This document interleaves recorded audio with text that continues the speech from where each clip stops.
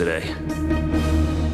The Bond Report is sponsored by PIMCO, the authority on bonds.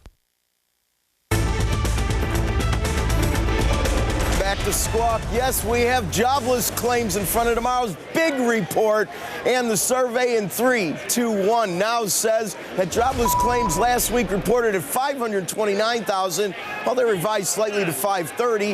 Then you knock that down because it's now down 21,000 to 509. Still not a pretty picture above 500. Continuing claims, these things are really moving up into worrisome territory from under 4 million to above 4 million, close to 4.09 million on an annualized basis. Now, we all know yesterday ADP wasn't pretty. It's not a question of accuracy. As the Professor Liesman says, he's right. It's all about the direction and tone of how that report may correlate to tomorrow's report. Hey, coming in, all these central banks ease, maybe a little more than anticipated. Their currency's taken a bit of a hit, but not huge. The dollar is higher. The big story continues to be the yen. As Brad was telling me, how brilliant were they? Where did they build their factories? In the U.S. And what's going on with their foreign exchange? Think about if they didn't have those factories here. Pre-opening equities, well, you know, they're down pretty big, and they aren't really phased too much by this initial jobless claim, even the small drop. Back to you guys. Yeah, that's right, Rick. The big numbers tomorrow, and this one isn't in that number, but you would think you might have, the 500,000 losses that some people are talking about. It seems like you would have seen something reflected in this one would have been worse, no?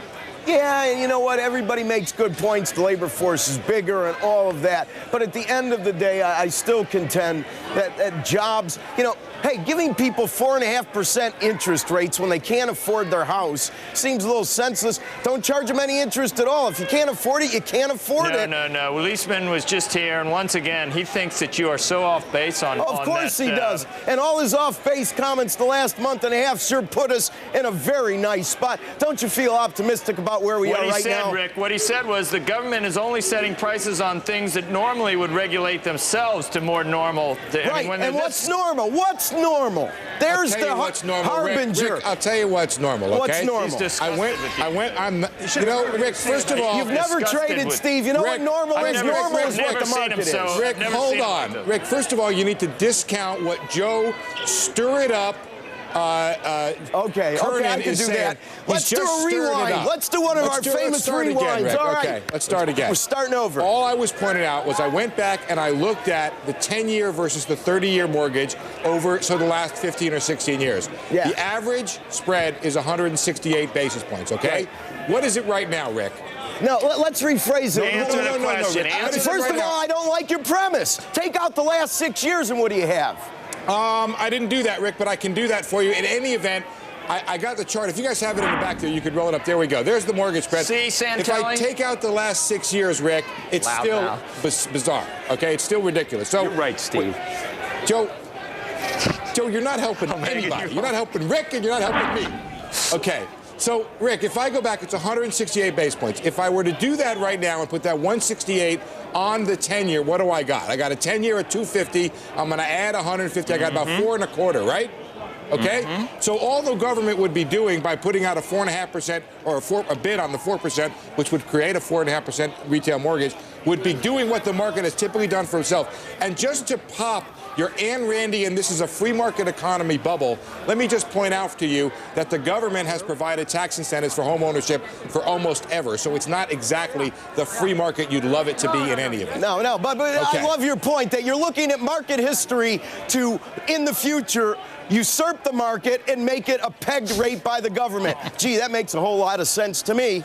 No, Rick, what I'm saying is that you're saying, Steve, is that we ought to move to China if we want capitalism. No. My point is that you keep arguing for the market to handle this thing, but I'm telling you, Rick, there is no market. Oh, you know what? If there's no market that there's no market and people in Washington because they've got us into a mess and they want to unwind it as fast as possible. Rick, are you saying to me that what's going on right now with the yields that these leaders that are out there are normal? I didn't elect anybody to take the U.S. Treasury piggy bank that we elect people to protect for us and use it for their own personal ideas to how to irrational fix ideas. something they don't understand. They're going to borrow at David, 260 let and they're me- going to lend at 4.5. let David That's Walker- true. Why do they need to do that, Steve? You don't. Why? The federal government can't even manage itself. They can't even rather deliver than the market. mail. But we clearly don't have efficient markets right now. Right, so you got to let the markets work it out, because I'd rather have an aggregate opinion of the marketplace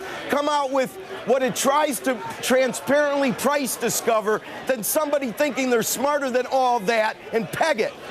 Rick, when the market fails to function over periods Why of it's failing to hundreds of function years. the way you think it ought to. Maybe it's right and you're wrong. Okay, so that means that a perfectly That means credit-worthy that if customer. people are Wait, hold on, Rick. insolvent and banks are Hold insolvent, on, the Rick, 'cause market ought to penalize them. No, Rick, because I got off the phone yesterday with a banker at one of the biggest banks And in he this has country. nothing in the game. No flush in the game. And He's objective. No, Rick, hold on. He told me that he told his lenders, he told his credit officers, do not offer loans. I don't care if they're creditworthy or if they're not. Don't offer And I'll loans. show you three so other you're banks telling that are me, making loans. No, I'm telling you, Rick, Oh, that come when on. a perfectly... Anecdotal evidence, I have more faith in you than Rick, that, when a Steve. perfect... No, this is from a top banker with a big top balance banker, sheet. Top banker, one of the big guys. Who are you talking to, Rick? One of the theys. Who are you talking to, Rick? I'm Come talking on. to the boards. Rick, I'm talking to the Rick, boards. I'm telling Steve. you, when that happens and a creditworthy customer cannot go out and get a loan to buy a house that he can afford, that the they ought to make markets my are tax not dollars and buy functioning. it down with points on my nickel. Okay. All right, Rick. That's fine. That's fine. The markets are not It's a functioning. dumb I don't know idea, what you're Steve. looking for. Okay. Maybe it's a dumb idea. You don't like Maybe the way it's the a dumb market idea. works, so you want to Maybe change it's a the dumb rules idea, in the Rick. middle of the game. Maybe it's a dumb You're idea. not going to get elected Other shows anytime plan soon. things like this. But you This is- can't argue that it's functioning in this the is right true. way, These Rick. guys are passionate, right? You can't argue it's functioning Okay. right. If you got all right. another solution, You heard the bell. you let me know. You heard the bell. Rick? There is a better solution. A card laid is a card played. Where's our frontier spirit? We're I turning think into that's a a bunch hit of after the wimps. bell, Rick. I think that's a hit after the bell. Gonna have to. Okay, good. Let's check the. Thanks, Rick.